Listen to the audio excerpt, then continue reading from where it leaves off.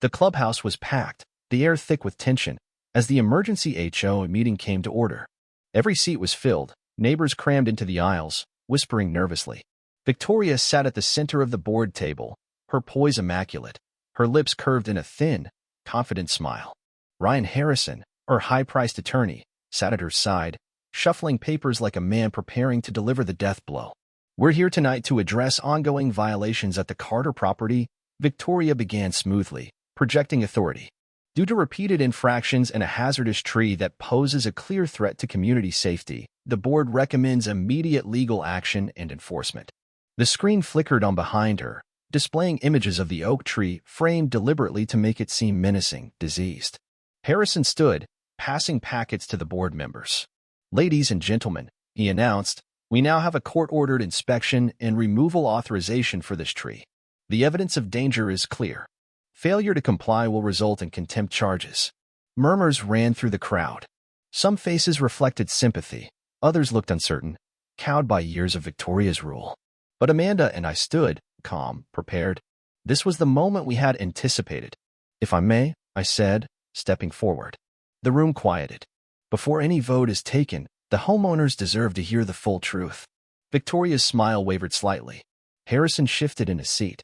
"We're not here just because of a tree," I continued. "We're here because a pattern of harassment, fraud, and intimidation has been uncovered, a pattern orchestrated by this board's leadership." Before Victoria could cut me off, Officer Tiffany Wells stepped forward, her badge gleaming under the harsh fluorescent lights. "I'm Officer Wells from the County Sheriff's Department," she said clearly. "Two individuals were arrested at the Carter residence for impersonating law enforcement officers. These individuals have provided sworn statements implicating board member Walter Brooks in a conspiracy to intimidate the Carters and illegally gain access to their property." A ripple of gasps rolled through the room. Victoria stood abruptly. "This is outrageous. Officer Brooks may have used poor judgment, but—" Amanda stepped forward, crisp and unflinching in her naval security uniform. "It wasn't poor judgment. It was a crime." She lifted a stack of documents. "The court order you're waving around, obtained just this week? It was secured using a fraudulent arborist report. The company cited, Martin Consulting, has been out of business for 18 months. Gasps turned to angry murmurs. Some people stood to see the projected images Amanda displayed, the dissolution notice from the state, the faked arborist credentials, the comparison of signatures. "And there's more," Amanda continued, her voice slicing through the chaos. "Financial records link Victoria Hamilton to Pinnacle Development Group, the company seeking to bulldoze Heritage Oaks for a commercial expansion. She and Councilman Matthews orchestrated the rezoning approvals, targeting homeowners who stood in the way." Now the room exploded into outright outrage. Voices rose. Neighbors who had once bowed their heads in HOA meetings were now shouting questions, demanding answers. Victoria tried to regain control, banging a gavel furiously. "This meeting is over," she screeched. "These are lies. Fabrications from a family who refuses to follow the rules." But it was too late. Officer Wells stepped forward again. "There is now an active criminal investigation into the HOA board's actions, including misuse of funds, conspiracy, fraud, and intimidation." From the back of the room, a new voice rang out. "And let's add public corruption to the list." It was Agent Mitchell from the FBI, standing tall, his badge out. "Councilman Matthews, you're wanted for questioning regarding financial ties to Pinnacle Development." The color drained from Matthews' face as agents moved toward him. He didn't resist. He knew it was over. Victoria stared, stunned, as her empire collapsed around her. Neighbors she once ruled with fear now jeered her openly. Some were filming. Others demanded a full financial audit. Ryan Harrison gathered his papers and slipped out the side door, abandoning her. Daniel Foster, seizing the moment, raised his voice above the din. "Per HOA bylaws, I motion to immediately suspend President Hamilton and call for a vote of no confidence." Cheers erupted. The vote was swift, decisive, and damning. Victoria was removed by an overwhelming majority. She sat frozen, defeated, as Officer Wells approached her with quiet authority. "You'll need to come with me, ma'am. There's a lot we need to talk about downtown." As Victoria was escorted out, the crowd roared, not just in anger, but in cathartic release. Years of fear, intimidation, and manipulation finally broken. Amanda turned to me, her eyes gleaming with fierce satisfaction. We had fought back. We had exposed everything. And we had won, not just for ourselves, but for every family who had suffered under Victoria's reign. Later, standing beneath the massive oak tree, now officially protected by unanimous vote, Amanda said softly, "It was never just about the tree, was it?" I shook my head. It was about fighting for what's right, and making sure bullies, no matter how powerful, are held accountable. The old oak stood tall above us, its branches swaying gently in the night breeze, a silent witness to a hard-fought victory. And in that moment, under that century-old canopy, our neighborhood truly became a community, one worth fighting for. The next days were a whirlwind. The neighborhood, once tightly controlled by fear and intimidation, was now alive with new energy. News trucks showed up at the gates of Maplewood Grove. Reporters sought interviews. Headlines blared across local channels. HOA president under criminal investigation, development scheme exposed. Amanda and I kept a low profile. We knew this wasn't over until formal charges were filed and the full audit was completed. But the momentum had shifted. For the first time since we moved in, we weren't isolated. Neighbors who once avoided eye contact now waved as we walked Tyler to school. Some even brought over pies and casseroles, the universal suburban apology for past silence. At the next HOA meeting, Daniel Foster officially assumed the role of interim president. He wasted no time. "I moved to establish an independent audit committee," he announced. No more secrets. No more intimidation. The motion passed unanimously.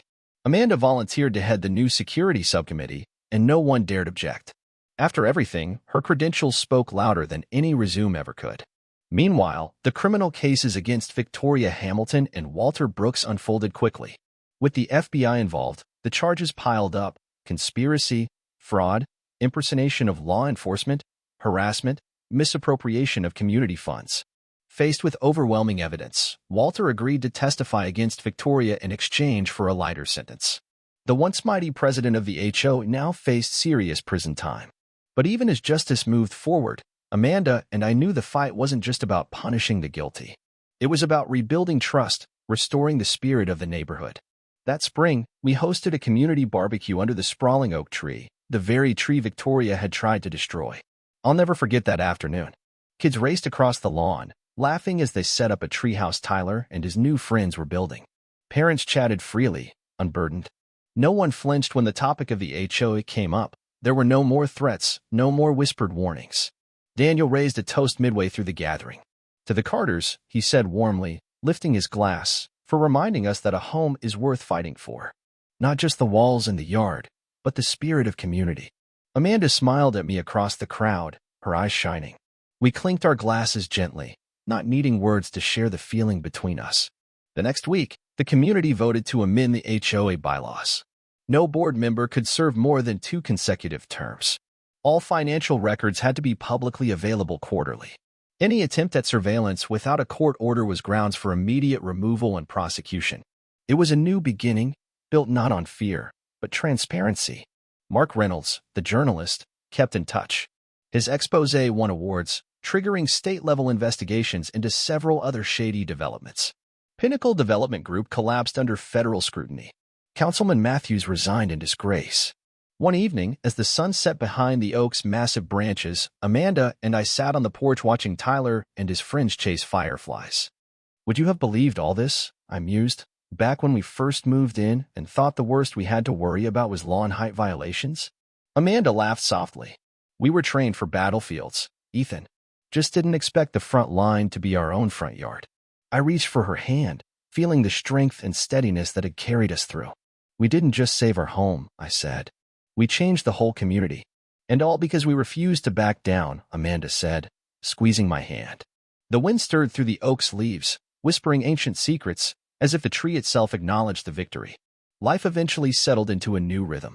Tyler thrived in his school, no longer shy, no longer unsettled by moving from base to base.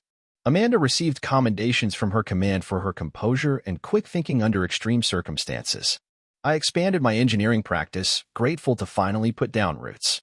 Every time I mowed the lawn, walked down the driveway, or strung up new lights in the backyard, I was reminded. Home isn't just a place. It's a stand you take, a hill you defend, a legacy you build for the next generation. One afternoon, Daniel joined me on the porch. He watched Tyler and the other kids swinging from the oak's sturdy branches. "You know," he said, "if it hadn't been for you two, Victoria would have gotten away with it. Again." I shook my head. It wasn't just us. It was everyone who stood up when it mattered. You, Nancy, even the quiet ones who found their voices.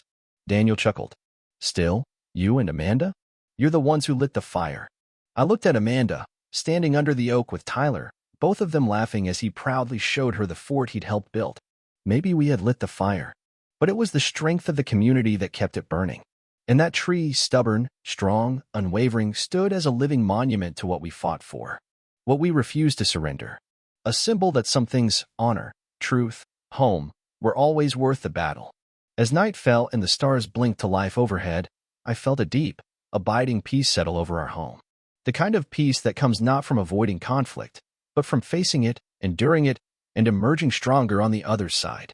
The oak would stand for another 100 years. And so would we.